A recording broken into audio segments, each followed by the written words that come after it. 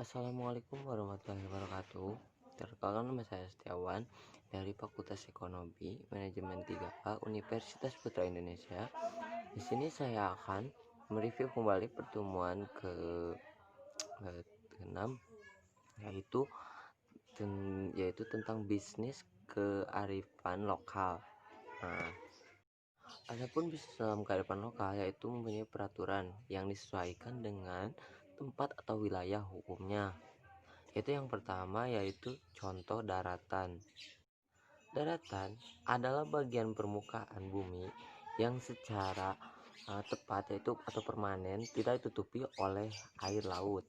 Itu istilah darat digunakan secara lebih umum, sedangkan daratan digunakan dengan batasan geografis, yaitu permukaan bumi yang terpenuhi oleh air lainnya seperti sungai, rawa, atau danau merupakan bagian dari daratan, tetapi secara umum tidak termasuk sebagai darat.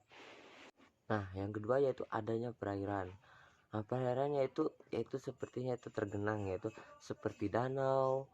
Perairan ini yaitu dapat merupakan perairan seperti perairan tawar, payau, maupun asin atau seperti laut yaitu. Nah, basin bendungan, danau, kanal kolam, laut, pelabuhan, samudra, selat. Nah, itu adapun yaitu laut teritorial, yaitu dengannya perairan kepulauannya dinamakan perairan internal termasuk dalam laut teritorial. Yaitu pengertian kedaulatan ini meliputi ruang udara di laut di atas laut teritorial. Nah, yang ketiga yaitu adanya ruang udara. Ruang udara adalah bagian dari atmosfer yang dikendalikan oleh suatu negara di atas wilayahnya, yaitu termasuk perairan teritorialnya, atau lebih umum, bagian atmosfer tiga dimensi tertentu ia tidak sama dengan di Gantara yang merupakan istilah umum untuk atmosfer bumi dan angkasa luar di sekitarnya. Nah, yang kedua itu asas bisnis.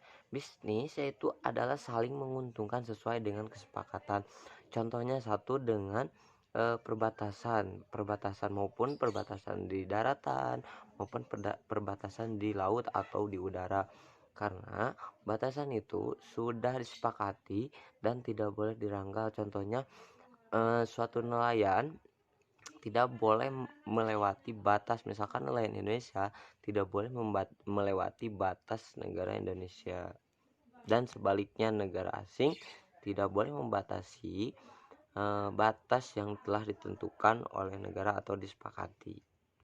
Nah, adapun prinsip-prinsip hukum bisnis yaitu satu, adanya kegiatan ekonomi. Nah, yang kedua, adanya keuntungan yang menjanjikan, dan yang ketiga, terpenuhnya syarat-syarat perjanjian. Nah, adanya kesepakatan para pihak. Yang kedua yaitu kecakapan bertindak. Yang ketiga adanya objek tertentu. Yang terakhir adanya keselamatan yang halal. Nah, yang keempat yaitu adanya jaminan dari adanya pelaksanaan bisnis. Contoh dalam bisnis hukum dan keamanan.